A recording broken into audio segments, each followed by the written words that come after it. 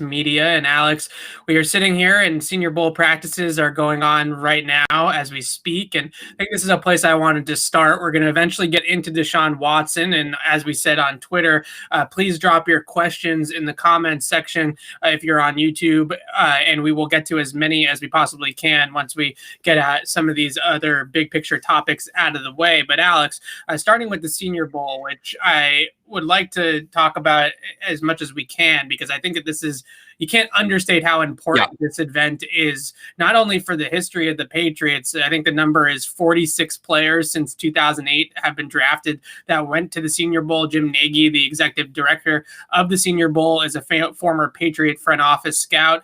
So this is the Patriots scouting Super Bowl. It's one that they've always leaned on. And now in this year, without the combine, an in-person combine at least, and a lot of pro days getting canceled as well, this might be the only time that teams have in-person interaction with these prospects before the draft in April. So who are some of the guys? And I think before we get into some of the guys that have stood out to you that maybe are a little bit more under the radar, let's talk about our guy, Mac Jones, because can I make one point on the Senior Bowl real quick? Yeah.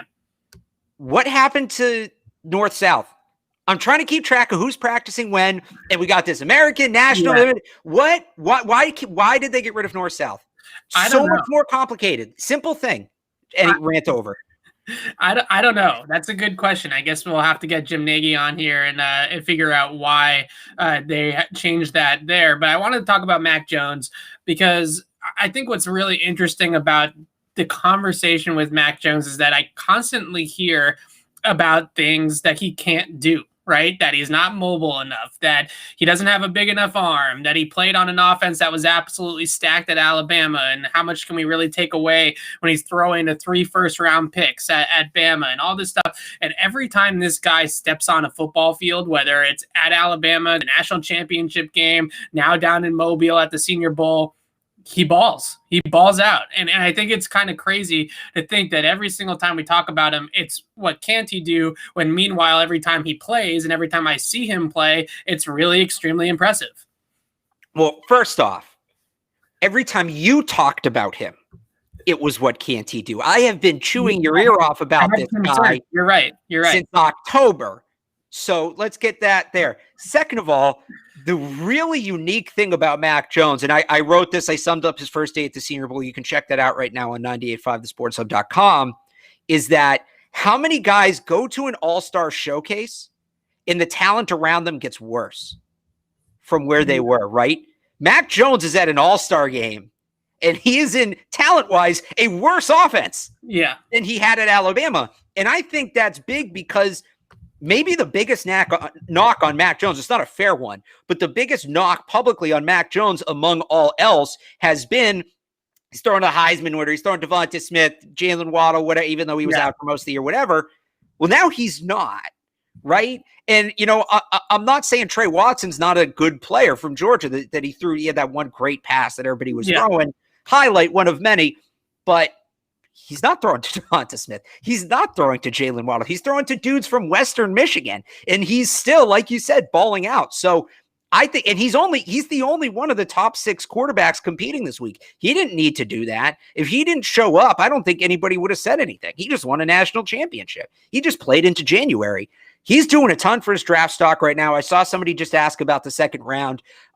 That was unlikely at best, I think, given the significance of the Senior Bowl this year, like you mentioned, with no combine. I think that, you know, this is the nail in the coffin of any hopes of getting Mac Jones in the second round. If you want to talk about, can they maybe trade down in the first and still get him? We'll see what happens with Stafford and Watson, and maybe there's a conversation to be had there. But yeah, he is just absolutely, he is game stock. His stock is going straight up, and nobody's going to come in and stop the Patriots from drafting him. The stock's only going up when it comes to Mac Jones. Yeah, and I think the interesting thing about it is that he does all of the things well, the little things well that we always give quarterbacks credit for once they get to the pros. And it's the big picture things that maybe there are question marks about. Like I mentioned earlier, arm talent and mobility, ability to handle pressure. Those are things that people point to with Mac Jones as concerns. But then when you watch him play, he throws with great accuracy to all three levels, great touch to all three levels, great timing and anticipation to all three levels.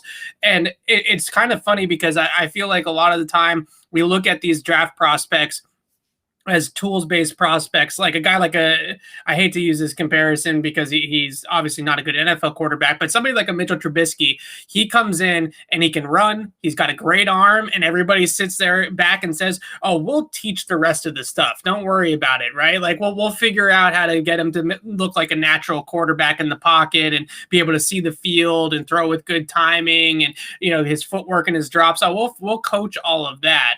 But you can't coach his arm and his mobility. Well, I think that's sort of a bad way of looking at it, honestly, when you evaluate these quarterback prospects, because Mac Jones looks like a quarterback. He's been a quarterback since he was in elementary school. He's a guy that knows the position, feels the position, understands it, understands the nuances, and he plays the game like a polished NFL veteran, even though he's not even in the NFL yet. So, yeah, we can sit here and talk about the fact that he doesn't have the biggest arm in the draft. He certainly doesn't have an arm like Trey Lance does or Justin Fields does and Zach Wilson, and that's all true. But he does so many of the intangible little things right and so many of the physical little things right that you just sort of look at it and say, man, he just looks like he knows how to play quarterback. And there's something to be said for that, more so than maybe all the physical gifts that we fall in love with this time of year.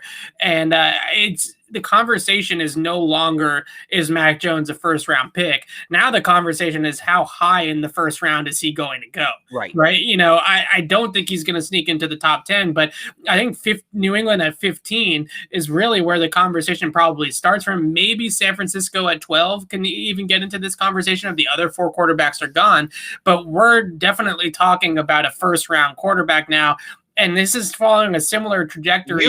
You are talking about a first-round quarterback now. You were saying, yeah, he's good, but I wouldn't take him there. Asset management. 3 weeks ago you said that. He's going on his. I still don't love it at 15. I don't, because we're still looking at a guy, Alex, that you need to surround him with talent, right? You need to have a lot of people around him, and he's not this like incredible, quarterback from a physical standpoint that's going to overcome bad weapons. But at the same time, like I said, a lot of the boxes that I just said he checks: accuracy, poise, understanding of coverage and reading coverages, anticipation. Those are Patriot attributes. Those are things that everybody that gets into my mentions all the time clamoring for Jimmy G. Mac Jones is a younger, healthier version of Jimmy G and does all the things that Jimmy G does well.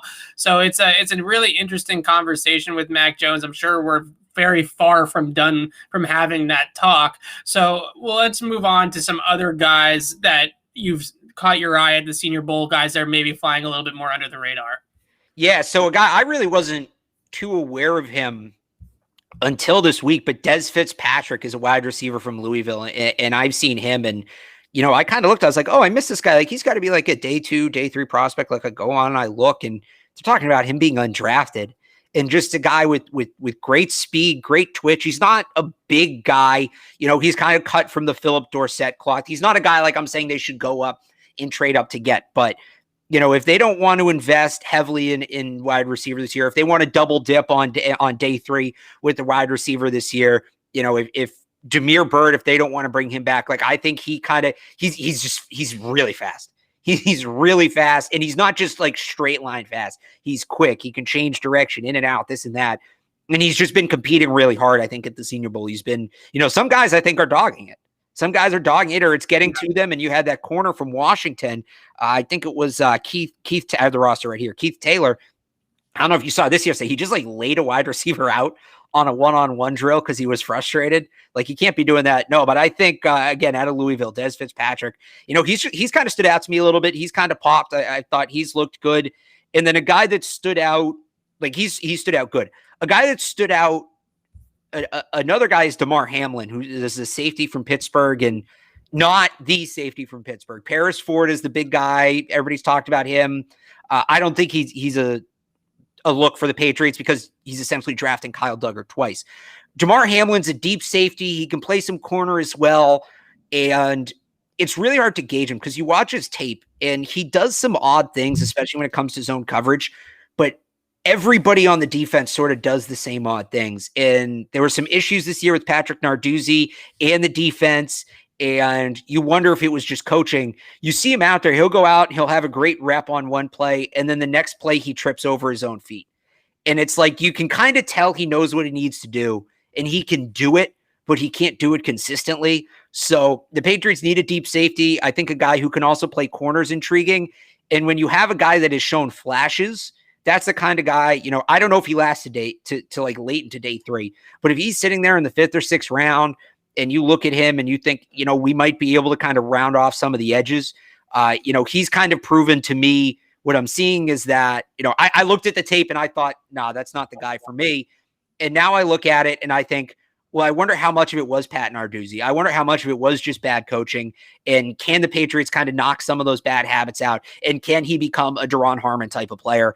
But then again, he's a safety who's supposed to go in the 5th round. So Bill's going to take him at 45. So there are a couple of guys down there in Mobile right now that have that Bill Belichick defensive back in the 2nd round written all over him.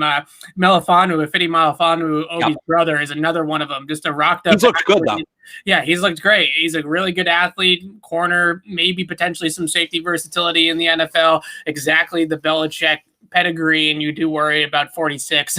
And if Melifonwu is on the board, I'm going to give some love to one of the offensive linemen in a second. But first and foremost, Demetric Felton, the running back from UCLA, who I know people are going to sit here and say, Evan's talking about a running back. Why are we talking about a running back?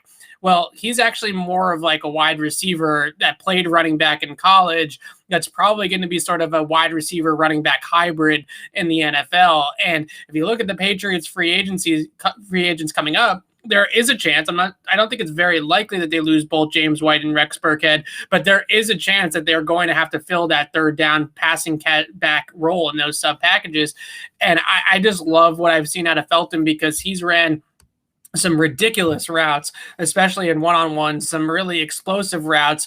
And he's not a guy that played a whole lot of wide receiver in college, and he's already flashing these wide receiver skills in the Senior Bowl. So you think you start working with him a little bit more at that position, and he's really going to start to take off. It's sort of maybe a future need, and I know they really like J.J. Taylor in the building, so maybe he's a guy that factors into that 3rd down back role. But if they were to lose a guy like James White, then I do think that they need to start thinking about that in a similar way to they need to start thinking about that deep safety role too. I would just add 2 real quick. James White's going to be 30. Rex Burkhead's going to be 32. Yeah. We know they like to get the running backs in a year early. So even if you bring James White back, I mean, the oldest running back in the league last year, besides Frank Gore, because he's like a freak, you really don't see many running backs in the league past 31, 32 years old. So even if James White does come back, it's probably on a 1-year deal, and then you get him working with Felton. So no, I absolutely think,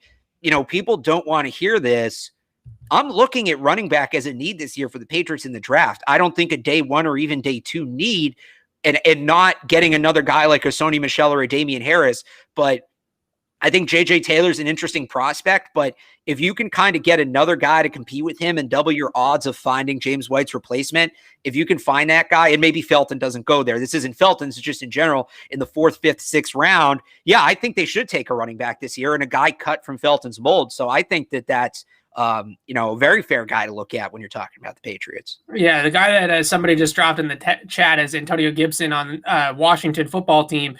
Exactly same type of player. A guy that's really a kind of a Swiss Army knife. You can put him in the backfield, or you can have him run routes on the perimeter in the slot, matchup type of weapon, and he had a really successful rookie season. The other guy that I got to talk about is really just the darling of the Senior Bowl this week right now is Quinn Meinerz from Wisconsin Whitewater. D3, baby. Let's go. And it's really, to me, it's like shirt rolled up.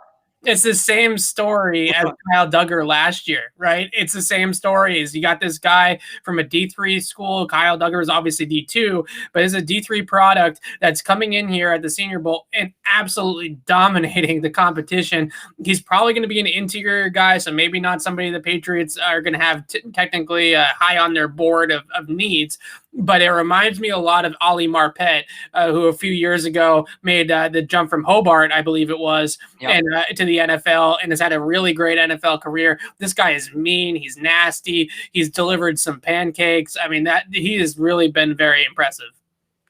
Yeah, no, I'd agree with that. And I mean, you compare. Was it you or somebody in the chat compared him to Duggar? I think that was you. Yeah. In that, and the tricky thing about these guys is they haven't played football in a year. Right, because there was no D3 season this year, and that goes as high as some of the 1AA guys. You know, the guys from North Dakota State. I know there's a tackle there from North Dakota State. He got one game in that showcase game for Trey Lance, but you know that's going to affect their stocks. And the Patriots might need a center, right? If David Andrews doesn't come back, and I think he will, but if he doesn't come back, and Landon Dickinson's a name that's been thrown out, and rightfully so. I think he's you know, an elite center prospect, but if you have to use a first round pick on Landon Dickerson versus you go and you get this guy in maybe the third round, like that, I think makes a ton of sense. So do we start taking some of the questions? We're taking some of your questions now. There's so many questions in the chat about Deshaun Watson, so we can just kind of talk about it all. It's not happening for so many reasons. I saw Bill Barnwell on ESPN wrote a column with a bunch of different trade scenarios, and the Patriots are giving up 2 first-round picks, a couple other mid-round picks, NiKeal Harry and J.C. Jackson, all for Deshaun Watson. I'm not really sure what the Texans would want with NiKeal Harry, but that's besides the point. This is not happening for so many reasons. I think the biggest reason is the rest of the league might riot if Nick Caserio trades him to the Patriots. And I really mean that this could be something that goes all the way up to the commissioner's office if this is pulled off. And we could be in for a veto situation if enough of the league is pissed off enough about Caserio leaving the Patriots and then throwing his old boss a bone, like a giant bone, and trading him to Deshaun Watson. I think the best case scenario. And keep in mind, Watson has to accept it too. Right. So that's the sort of caveat, right? Is where does Deshaun Watson want to go? And he's going to have complete control over where he goes because of that no trade clause. So the only way that he ends up in New England is if Deshaun Watson says, I want to go play for the Patriots. That's the team. Figure it out. Doesn't feel likely right now. Doesn't feel like that's going to happen. So the one, I think, you know, bone that Nick Caserio could throw Bill Belichick would be trading him nowhere near the AFC East, where 2 teams, the Dolphins and the Jets, look like they're right at the top of the list for both Watson and the fact that they can put together those trade packages. Right. And again, if he wants to go to one of those teams, there's really nothing Caserio can do. Like, Caserio's not in a position to throw Belichick a bone. And somebody just asked, would he go to the AFC? It's not up to the Texans. If Jacksonville wants him, I saw that floated today, right? Like if he wanted to go to Jacksonville and play them twice a year, if he wanted to go to Indy and play the Texans twice a year, which he might, because he clearly has a grudge. Jacksonville, Houston can't do anything. So it is what it is. Somebody said, and it does sound like it's going to be the Jets or Dolphins. I'm hoping it's the Dolphins just because the Jets just don't deserve to be good. They just don't. Their fans don't. The team doesn't. The Dolphins I can take, whatever. I saw there's a question about Stidham, asking if we're done with Stidham. Is anybody not done with Stidham? We can get to that. I want to get to that one in a second, but just lastly on Watson, I think the biggest thing that you look at is this can really be a situation where the Texans can surprisingly set themselves up extremely nicely in one of these deals. And if I'm Houston, the team I'm definitely calling is the Miami Dolphins, because they can send you the number 3 overall pick and Tua Tagovailoa for Deshaun Watson, and that's a very fair trade. You know, I think that's a very fair trade for both sides, and they can have their quarterback of the future and Tua. They then have the number 3 overall pick. Maybe they take Penny Sewell there, or they take a receiver there, or something like that to help out Tua, and all of a sudden you're looking like a team that has a little bit more of a brighter future than you would think for a team that has to ship out their 25-year-old franchise quarterback. Other than that deal, for Houston, I think that this is going to be a monster loss for the Texans. But if they can somehow pull Tua out of this, then maybe that does salvage things just a little bit. That at least you have a young quarterback that you can be, a little bit excited about. Well, I mean, if they're getting and you kind of touched on it, if they're getting the 2nd or 3rd pick, you'd hope they're excited about a guy like Justin Fields or Trey Lance or Zach Wilson too. But I mean, I would love to see Deshaun Watson just get spiteful and refuse to waive his no trade clause until all Houston's getting back is like a 7th-round pick. Well, that would be in his best interest, right? Like, you don't want to clean out the team you're going to out of all their assets. Right. So technically, I've always thought about that, right? Is like, it's kind of weird to me whenever we see a big trade go down. And I remember the biggest one was like Carmelo Anthony to the Knicks all those years ago. The Knicks traded like 10 first-round picks for Carmelo, and they could never get him any help because they didn't have any assets to give up to get him another star to play alongside him. That's how I feel like with Deshaun Watson is it's in his best interest to make sure that this trade is not crazy. Right, it isn't 3 first-round picks plus. That's why I feel like the Dolphins are such a good landing spot, because Tua is essentially a first-round pick in himself, right? So you get the number 3, you get Tua. There's your 2 first-round picks. Maybe the Dolphins throw in some extra stuff there, extra filler to make the deal a little bit more sweet. And let's just point out, if it becomes that's Houston trading back for their own first-round pick. Yeah. So that pick from 2 years ago, help me out here if I get it wrong. I'm trying to run through the math in my head. That trade essentially becomes Deshaun Watson for what? Laramie. It becomes Deshaun Watson for Laramie Tunsil and Kenny Stills in a 4th. Is that what that trade becomes? Pretty much. That's ridiculous. Right.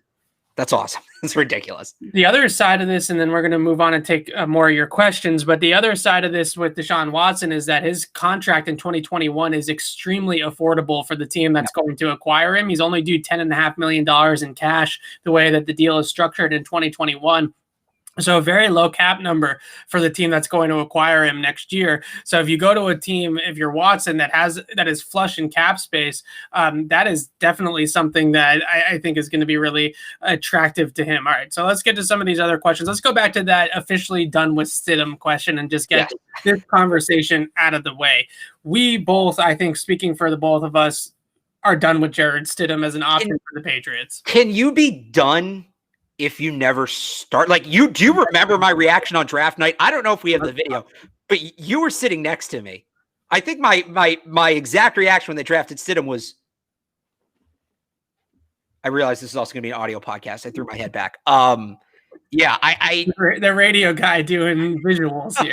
What more? I was a video guy once. What more? Like, I keep hearing like, we haven't really seen him. And yeah, I get that he never got like a full week as a starter, but 1, the team has seen him a lot more than you have in practice. And 2, we've seen everything there was no indication he ever earned a full week as a starter. At this point, saying we need to see more of Stidham or don't trade Stidham because you haven't really seen him yet, you might as well make the same argument for Jake Dolgala at this point. Like, I don't know.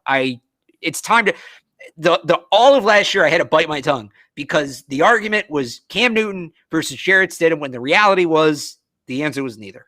Yeah, that's a great point. And Jarrett Stidham, I think the biggest thing that you saw with him in camp last year, and I know it's just training camp and we didn't really get to see him out on the field all that much, but it's just a lack of sort of progress of any kind, of a lack of improvement. He's always thrown a nice ball, right? And when he's well protected and he has an option to open receiver, he can throw the ball down the field and put it in a good spot. And that's something I think that we fell in love with, and is not we, but other people did in his rookie preseason, fell in love with a little bit, was the ball placement down the field. And it is nice, but at the same time, he's still holding onto the ball for too long. He's still throwing too many interceptions or interception-worthy passes.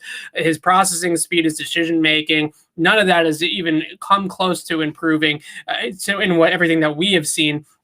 He has I know it's a very small sample size, but he has one of the highest interception rates in NFL history for the amount of passes. Highest since 1971 of any quarterback to throw as many passes he has. That's pretty much tells you everything. There you go. Yeah, it really does. Okay, let's get to some of these other ones. I want to talk about.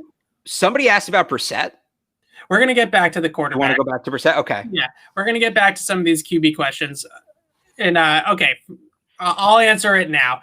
Think there's any chance of Jared Goff, Jimmy G, or Jacoby Brissett? So Jared Goff, right off the top, it's very difficult for the Rams unless they trade him to get out of that Jared Goff contract this season. I think it kind of alleviates itself a little bit next year, but this year it's an albatross of a contract. It's a really bad contract that they signed him to. So I don't know if a team is going to bail out the Rams. And why would a team bail out the Rams, right? Yeah, I just don't see that scenario happening.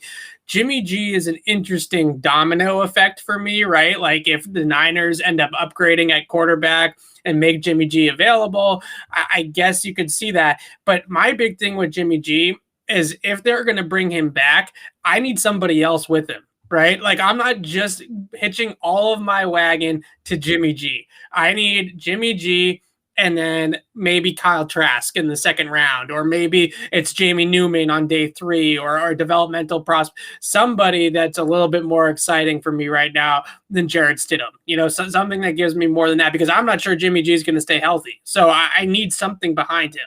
So that leads me perfectly into my point. And everybody is talking about the Jimmy G reunion. Not enough people are talking about the Jacoby Brissett reunion. Yeah, I would, if it came down to those two. And like you said, Garoppolo's probably only a domino effect.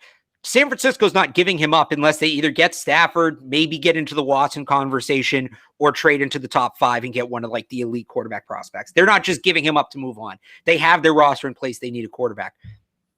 But Brissett, to me, like the most important thing for a quarterback is availability. Yeah. Garoppolo doesn't play. And then on top of that, the second most important thing is ball security. Garoppolo constantly turns the ball over. So if it comes down to those two guys, and what's the big draw? Why does everybody want Garoppolo, right? He knows the system. You don't have to really change things. Things you like here. Belichick loved him. Loved. I say that in past tense, right? I don't know what Belichick thinks of him now, but we are also confident in Bill Belichick's evaluations of quarterbacks, that when Bill was praising him so much when they traded him, I think that gave people peace of mind that this guy, Bill thinks that this guy's good enough to be the answer. And either Bill was wrong or he was lying, because he's not. But my point being, most of the talking points around why people want Garoppolo back also apply to Jacoby Brissett, who isn't made of glass. And I don't know that, I mean, is there a monumental difference between the two on tape? I think Jacoby Brissett's got a better arm, honestly. Exactly. More playmaking. Right. So I just think, I'd rather have Mac Jones. I'd rather have the younger guy for sure. But if we're just talking Garoppolo, and that's when I originally saw the question, I thought it was which one, not just asking about any of them. I would rather have Brissett over Garoppolo. And I think he's also going to cost less, so that gives you more cap freedom. The only reason you want Garoppolo back is a narrative thing. Yeah. That is the only advantage Garoppolo has, and the narratives don't actually mean anything. So, give me Brissett over Garoppolo, absolutely. Is Brissett better than New? I mean, I'm assuming that's not career-wise. Like, right now, 2021, who's going to be a better quarterback?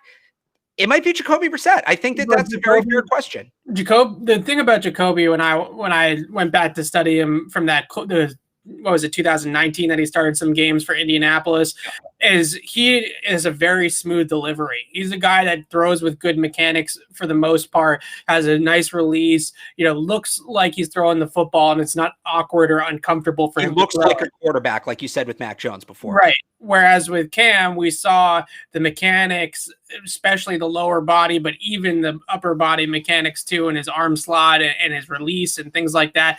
That was a disaster last year. It was cleaned up in the beginning of the year. He got COVID. We know the whole story, right? But the problem is that I see a much smoother thrower with Jacoby Brissett.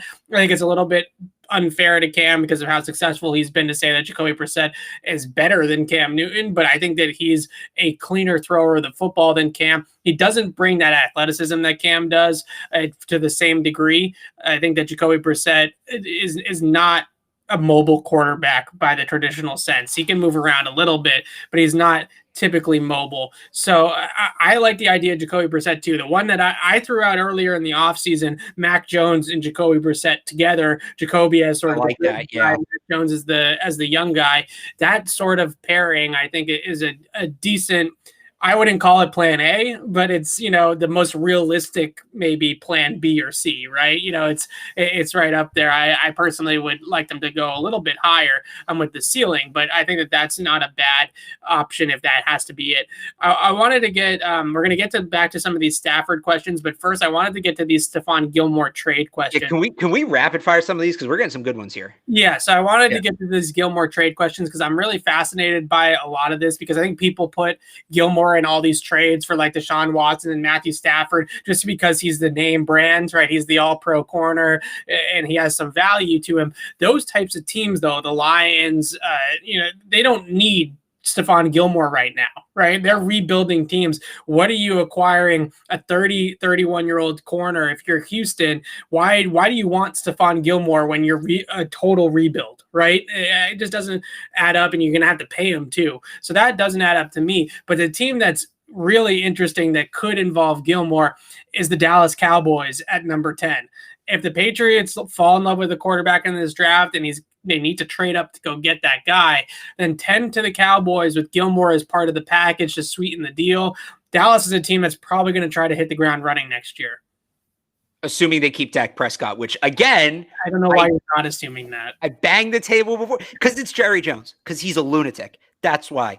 But there's another, and there's a lot of reasons why this one wouldn't make sense. But I can't, and it doesn't make the most sense, but I can't like totally shake it, right? Is the Miami Dolphins if they get Deshaun Watson, because it's a scheme familiarity, right? Brian Flores knows Stephon Gilmore. They're a team that if you get Deshaun Watson, you want to contend for a Super Bowl. Like, you're going all in. You're not getting Deshaun Watson and then having a year or two ramp up. You're just going for it. Gilmore helps you do that. Again, he likes a lot of money at the cornerback position for that team. Byron Jones, Xavier Howard, already on that roster. The defensive coach. I mean, he's going to, and look, there's a real chance that the three quarterbacks they're facing next year, Josh Allen, Matthew Stafford, and either Zach Wilson or Justin Fields. I mean, you're going to be facing elite quarterbacks. So I know it's the division, and I know that kind of makes it weird, but Miami, right? You're going to trade the third pick for Watson. Then they have, what is it, the 15th pick? No, Patriots have the 15th. They have, is it 18? 18. Thank you. So they're already picking Najee Harris at 18, and we can just walk the card up now. But here's the thing, like, maybe they don't want to lock into a first round contract. Maybe that's a way that they can kind of manage their cap, right? And I know you ultimately end up spending more money for Stephon Gilmore, but instead of putting a first round contract on a guy you don't necessarily know is going to produce as good as you think he is, nothing's guaranteed. You go out and you get Stephon Gilmore, you get a guy who you know is going to help your team, and you can manage the contract a little bit more the way you want to, even though it's going to cost you more money. So, like, it's kind of out of the box. I don't think it's likely, but I can't, there's enough of a logic train there where I can't totally shoot it down. Okay. If that makes sense. It does. Ryan Fitzpatrick, yes or no? Yeah, I mean, I'd love to just see, like, as a fan, I'd love to watch him on my team. I think he'd be a ton of fun to watch. I don't want Ryan Fitzpatrick and being done with it, right? We talked about pairing a veteran with a rookie, and the Patriots are going to have a first-year QB coach, right? So you want somebody who can go in and really help the young guy. So if you draft a Mac Jones, I think Fitzpatrick is a phenomenal teacher. I think having him with a Mac Jones, if you go move up and you get Trey Lance, right, something like that, then yes, I'm all in on Fitzpatrick. He's not the answer. He shouldn't be the only guy. But yeah, I would absolutely take him here to mentor a rookie. I think that would be you couldn't draw it up much better than that. You can't ask for much more than that realistically. I would agree with you that if you can get into a Tua Tagovailoa, Ryan Fitzpatrick situation where you have a guy that you know is going to be your future, then maybe. But I think what's interesting about Fitzpatrick is I think the Fitzmania and the Fitzmagic stuff has sort of made him look better than he actually is throughout his entire career. Oh, he's totally a meme. You know, he only has one winning season as a starting quarterback in the NFL for over what? It's been 15 years or something like that. He rarely plays a full year. He's only made the playoffs. He was 1-10-6 season with the Jets in 2015, and that's it. But how many full seasons? I don't have it in front of me. How many full seasons has he played? He's always either about to get benched or about to come off the bench. Right. Like, I think it's also telling you something, right? I mean, I think but we're not looking for a guy in this situation who's going to lead. Like, I'm not looking for a guy who's going to lead them to a Super Bowl. I'm looking for a guy who's going to help the young quarterback as best he can, so that guy can lead them to a Super Bowl. Yeah, right? I guess. I think I'm not bringing in Ryan Fitzpatrick to start 16 games. No, I get that. I think we've overhyped Ryan Fitzpatrick because of the whole thing, the memes, the beard, the look. No, and that's fine. Yeah. I don't disagree, but I'm not bringing him in to start 16 games. I'm bringing him in to start until the bye week. I'm bringing him in as a teacher, and he has that valuable experience, and he's played in so many different systems, and he's seen so much. His experience is invaluable. Like, I'm not I don't really care what he does. Like, he's not going to be, I don't think he's going to be a complete disaster. That's enough for me at that point. The biggest thing that I had is getting to the next guy. The biggest issue I have with Fitzpatrick, and then we're going to move on to the next question, is that he does turn the ball over a whole lot. Now, some of his turnovers are smart turnovers, right? Where it's third and long late in the game. It's a blowout. He's just throwing up arm punts and stuff like that to give his guy a chance. But there's a ton of interceptions on his resume. And the decision-making, I know Cam threw a lot of interceptions last year too, so I don't know how much of that really matters anymore to Bill Belichick, but decision-making, ball security still has to have its day, right? That still has to have its impact on the decision. Is it worth, I guess my point is, I'm fine taking those turnovers for 2 months if it means your young quarterback you just took in the first round is getting better. Yeah. That's I guess that's the point. Can we get to, somebody asked a couple times about Devin McCourty? Yeah. Replacement. Because I thought that was a good one, because I think a big issue for the Patriots last year is there were two guys, and this actually goes to another question, because somebody asked about defensive tackles. There were two guys they never fully replaced who flew under the radar, and Deron Harmon and Danny Shelton, who both happened to go to the Lions. Mm-hmm. The Shelton one, they signed Bo Allen. He wasn't healthy, so we can put that to the side. But the Patriots really like being in a base with three safeties, where you have the box safety and then two free safeties, right?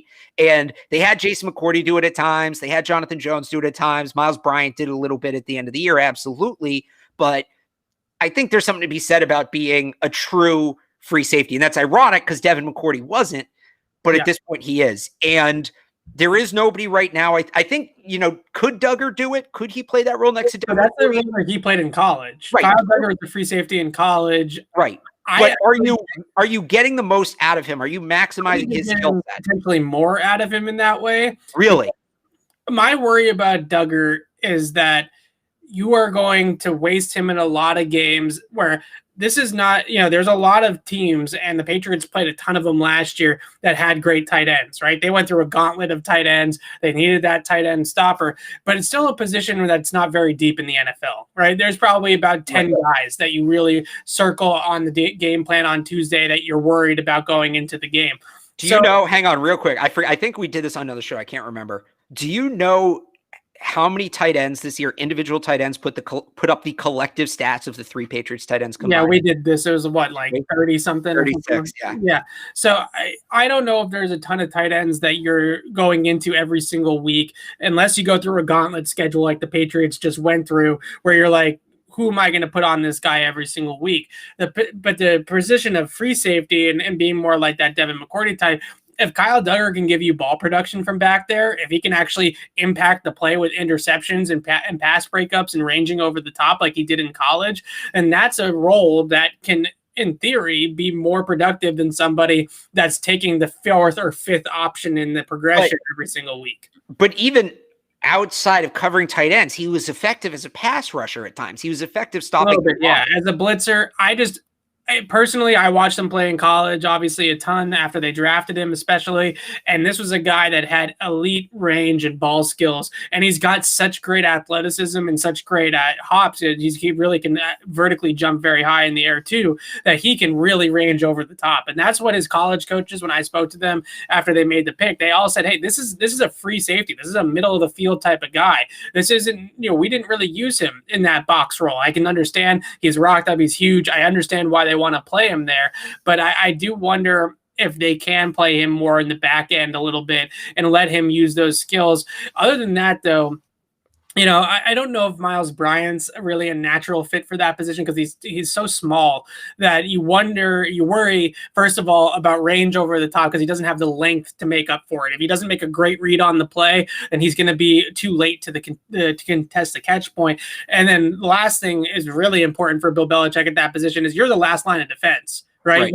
So if a runner gets through the line of scrimmage and he gets into the third level of the defense, how many times, and whether it's good or bad for the team overall, how many times have we seen Devin McCourty be the guy that brings down the running back before he breaks off? He takes a 25-yard run and Devin McCourty ushers him out of bounds instead of him going 60 yards to the house. And if you have a guy back there in Miles Bryant who's undersized, has struggled a little bit with tackling from what we've seen, that would be my concern, is putting him deep back there.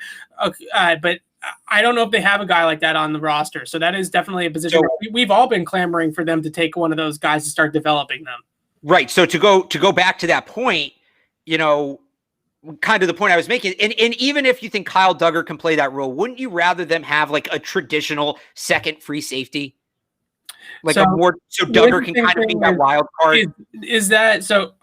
Jonathan Jones and Miles Bryant are two guys that I think belong in the slot, right? I don't think that I don't think of those guys as like if they're playing back there, they can do it, but they're out of position. Right. Like, wouldn't you like to have a guy, essentially Gerard Harmon? I'm saying, like, wouldn't you like them to have another? So, somebody who asked that question, the long answer, getting back to the original question, just to throw a name out there, a guy I like is a safety, Caden Stearns from Texas, to be in the draft.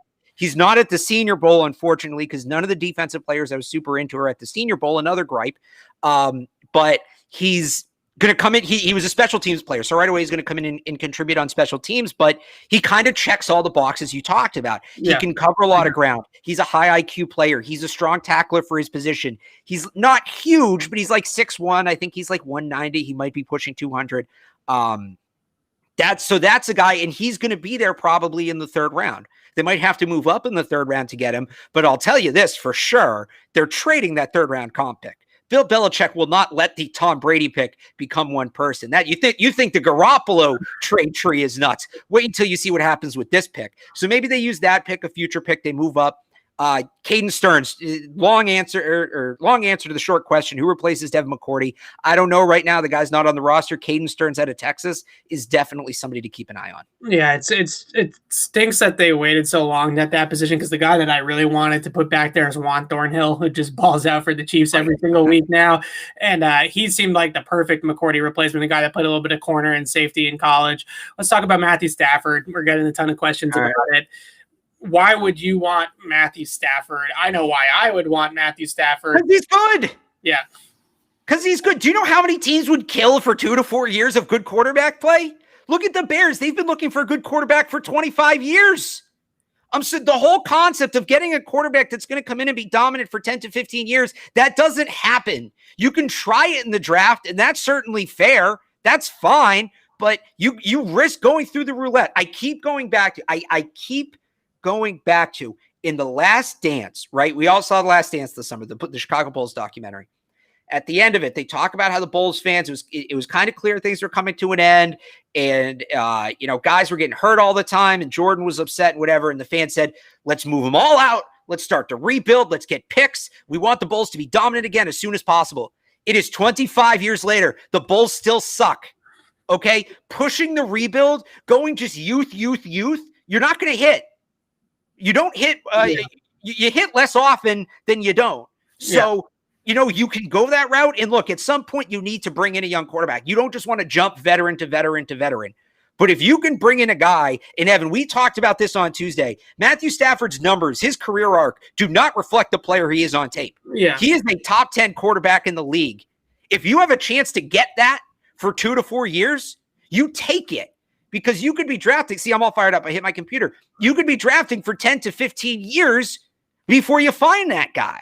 Yeah. That's why you do it. You essentially, I'll throw the question back at you. If you're the Tampa Bay Buccaneers, why do you want a 43-year-old Tom Brady for only a year or two? You have your answer. It's happening next Sunday. That's why. I love the rant. I love it. Am I wrong? You're not wrong at all. And on top of all of that, we do need to look at Bill Belichick's coaching window here. How much longer he's going to be doing this for. Is it really in Bill's best interest to draft even a Mac Jones who looks pretty polished and wait 3 years for that guy to be good enough to be competitive again, right? Like, is that really the road that you want to go down? So I think that there's a lot of different ways to go about rebuilding. Certainly the young quarterback that gives you the longest runway is the best possible scenario. But like you said, you could bust on one of those guys almost as easily as you could hit on one of them. More easily. That's sort of like I would call it right now, because of all the information that we have, a 60-40 proposition, right? 40% chance the guy ends up being good. Wait, hang on. Can we bring up Gogeta Cheneretta, whatever that is, that comment about the Buccaneers? The Buccaneers are behind the 8 ball on what? Yeah. On what? Making the Super Bowl. They're about to win the Super. The goal is not. I'm sorry. The goal is not to win 2 to 3 to 4 Super Bowls. That's not that's so unrealistic. The Patriots did that. People don't understand exactly how incredible it was that the Patriots got Alex ranting and everything now. I'm gonna go. The goal is to win 1. The Buccaneers are not behind the 8 ball on anything. They're about to accomplish their goal. If you win 1 Super Bowl with your core, how many great cores didn't win 1 Super Bowl? If you win 1 Super Bowl with your core, you did it. You did your job. You accomplished your goal. Anything beyond that is extra. The Buccaneers are behind the 8 ball on nothing. The Patriots are behind the 8 ball because they don't have a quarterback. Sorry, go ahead. No, I think that's a great point. And the one thing that I consistently see out of people that when we talk about these quarterbacks, when we talk about the trade situations, nobody wants to give up anything to get one of these guys. And I'm just, it's honestly mind blowing to me how you guys think. And we don't know what Jake Dogala can do. I wouldn't trade him. You guys think that they can, you have to give up something to get something, right? And you're not going to be able to get a good quarterback in the draft or a Matthew Stafford or something like that by just trading pennies, right? You're going to have without a quarterback after Thomas done. We'll also have a Super Bowl ring. You're going to have to do that, right? You're going to have to. So that's a definite thing that frustrates me is how many people I see out there when you throw out a trade proposal and you say, oh, let's give up 15 for Matthew Stafford. That's way too much. It's not way too much. It's not. I promise you it's not. Okay. Anyways, I like this question. NiKeal Harry and JC Jackson, are they both keepers? Ooh, good question. JC, I think is yes, but so I think they're both not 100%. It's kind of 2 separate questions, though, right? I think J.C. Jackson, he's a good player, but is he worth what you're going to have to pay him to keep him around? That's how I interpret that question. So right. The question really is with JC is, can they get a deal done this offseason before he hits unrestricted free agency while he's just a restricted free agent that maybe is a little bit more team friendly than what they might have to pay on the open market? If they can get JC Jackson under contract for 4 or 5 years at $10.5 million per year, which for his side of things is going to be way undervalued, right? They're going to look at it. They're going to put his interception numbers up on the screen, and they're going to say, hey, this is a guy that only Xavier Howard, since he's entered the league, has more interceptions than J.C. Jackson. So he should be up over $15 million a year as a number 1 corner. I don't think that he's that good. I don't think he is a true bona fide number 1 corner. So if I was the Patriots, I would come with that Shaq Mason deal right now. That, very team friendly, but still giving the guy his due, a $10.5 million per year average annual value, and see if they bite. Because I don't know if they will. I think his agent's going to tell him to bet on himself and sign his restricted free agent tender, which will probably be, I would say probably even a first round tender to make sure that he doesn't get signed away as an RFA. And his agent's going to want him to go hit the open market next offseason. J.C. Jackson might want his money. This is a guy that's come from some interesting upbringing. He's been around the block. He went to Florida, then he went to Maryland. He hasn't had the easiest path. Undrafted free agent. You pay that guy $10.5 million. That's making it, right? That's right. A very different conversation than maybe somebody like a Stephon Gilmore who was a top 10 pick and had that pedigree with him. So J.C. Jackson, I would say yes at the right price. NiKeal Harry is the real interesting question for me though, because real quick on Jackson, yeah. I can see them treating him like they treated Malcolm Butler in that he was good enough. He was good enough to be a number 1 cornerback, but not like to use a baseball analogy, like he was a number 1 starter, but he wasn't an ace. Yeah. Right. Is what Malcolm Butler was. And I think J.C. Jackson's kind of in that same boat. So they kind of strung Butler along as long as they could until you got a true ace cornerback in free agency in Stephon Gilmore. And then they paid that guy. I don't have it in front of me. I don't know, in 2 years who the top free agent corner is scheduled to be, whatever. But I could kind of see them doing the same thing with JC and stringing him along. And if he wants to take the team friendly deal, sure. But if he doesn't, you string him along until you get whoever the next Stephon Gilmore is that next. Because these corners, they all want to hit the market. They rarely sign extensions. You go find that guy and then you pay that guy. And ideally, at that point, you have a quarterback on a rookie contract and you can kind of spend a little more money. So that's how I see Jackson. Yeah. So NiKeal Harry, I hope, and this is no disrespect to NiKeal, but I hope the Patriots recognize the mistake and replace NiKeal Harry's role on the roster, because all they're doing by not doing that is just kind of running it back and in a situation where they're just not allowing themselves to admit that they were wrong about the player and move on. It's hurting the team, honestly, in the short and the long term, to not replace NiKeal Harry with a guy that I think NiKeal Harry can have a role as a fourth or fifth wide receiver. Maybe you bring him in certain packages for his size and for his blocking ability. But you have to recognize that this is not a true bona fide X receiver like you thought he was going to be, and you got to upgrade at that spot. So I think NiKeal Harry, and let me explain this before everybody freaks out. NiKeal Harry, I think, is kind of the Patriots' version of Andrew Benintendi. And I know Benintendi had a couple of good years, but basically, like, he collapsed last year, right? Really over the last year and a half. And the reason is the analytics people got to him, and basically, you know, Andrew Benintendi's a double hitter. That's what he does. And they said either hit home runs or don't. And he can't, and he just strikes out all the time. So he's being asked something to do. He's being asked to do something he can't do, and it's making him look like a bad player. I don't think NiKeal Harry's like an all-pro. I don't think he's as bad as the tape suggests in New England, because I think he's being asked to do a lot of what he can't do. I think it's just going to come down to a change of scenery. They got it figured out a little bit towards the end of last year. A little bit, but like, I think at this point, it's past the point of no return. Yeah. I wouldn't be surprised if he goes somewhere and becomes like a 40-catch, 600-yard, 5-touchdown wide receiver. Like, I think a change, he'd have to go to the right place. I'm not saying it's going to automatically happen, but, you know, I think he just needs a change of scenery at this point. I think it's beyond the point of no return in New England. Can we go back to like two questions back to back real quick? I really liked. Sure. Somebody asked about the linebackers and if Hightower leaves, and the Penn State guy, I'm blanking on the name, who you really like. Penn State, Micah Parsons? Micah Parsons. So I would just say to that, I like Parsons, but I'll tell you this, because I don't think that they might not go there at 15. Here's the question. Another guy to watch from Missouri is a guy named Nick Bolton. And he's right now end of the first, early second round pick, but he's the kind of middle linebacker they love. Smart, strong tackler, runs downhill, fills gaps, plays with conviction. He's not going to give you a ton in coverage, but he's going to be a factor, play in and play out in the run game. And then you have kind of a more athletic guy in Terez Hall, who you can pair with him. So I don't know. Parsons, I think he ends up going in the top 10. I do. I think he's going to be out of the Patriots' reach, but I like your line of thinking. I do think middle linebacker is a realistic conversation for them early in the draft. So look up Nick Bolton from Missouri, another guy who's not at the Senior Bowl, by the way, but is a good player, and I would encourage Patriots fans to become familiar with.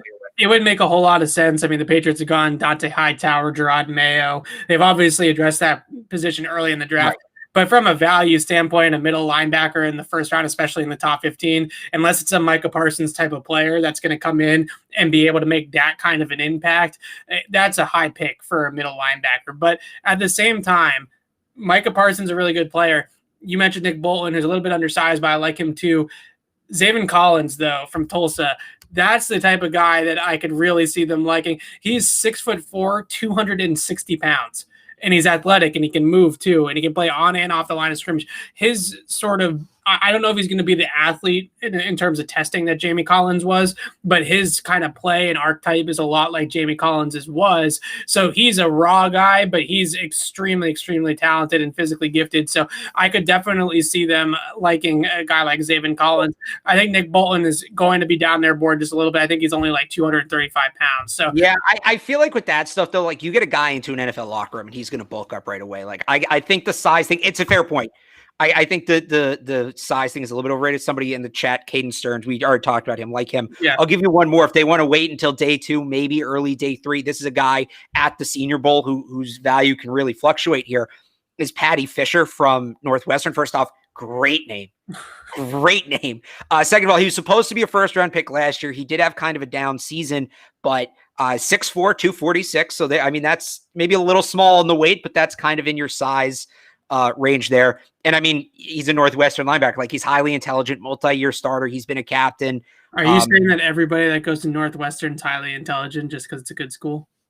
I mean, isn't that's the stereotype, isn't it? No, but no, he is he's a middle linebacker. He's a traditional middle linebacker, football IQ guy, run stopper.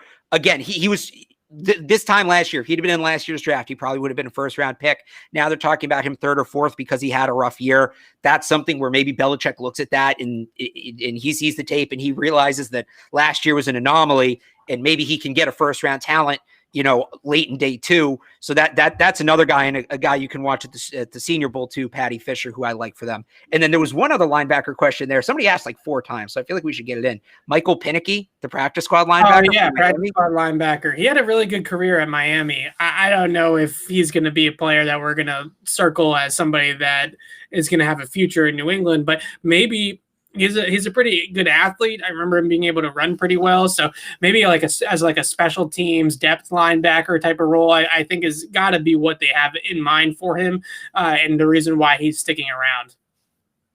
Yeah, I have no take on him. I mean, he got popped for PEDs, didn't he? Yes, he did. But he's a good size guy. Can run well. I don't know. Like I said, I don't know if he has a future on defense necessarily, but maybe on special teams defense type of role where he's playing on 4th downs and stuff like that. A couple more questions here before we sign off. Do you have one specifically, or because I got? I wanted to talk about the free agent wide receivers because I'm interested to hear this question here from Steven is just your favorite for the Patriots in the free agent wide receiver market. Oh, I thought you were going to go first.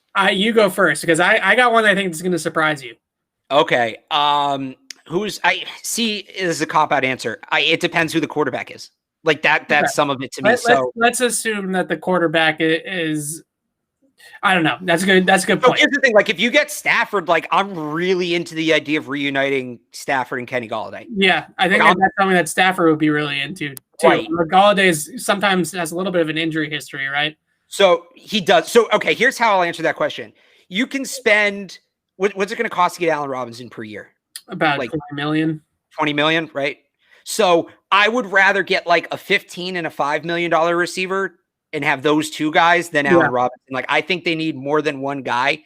So I don't know if that's a favorite, but like, I'm not all in on getting the top guy. Like, I want 2 instead of one amazing guy. I want a great guy and a good guy. Like, that's more where I'm at. I'll throw this in too real quick because we talked about this on Tuesday. Golladay would be a cool reunion with Matthew Stafford. The other one, and he's not the end all be all, but if you really want to make Matthew Stafford happy, you get one of his favorite all-time.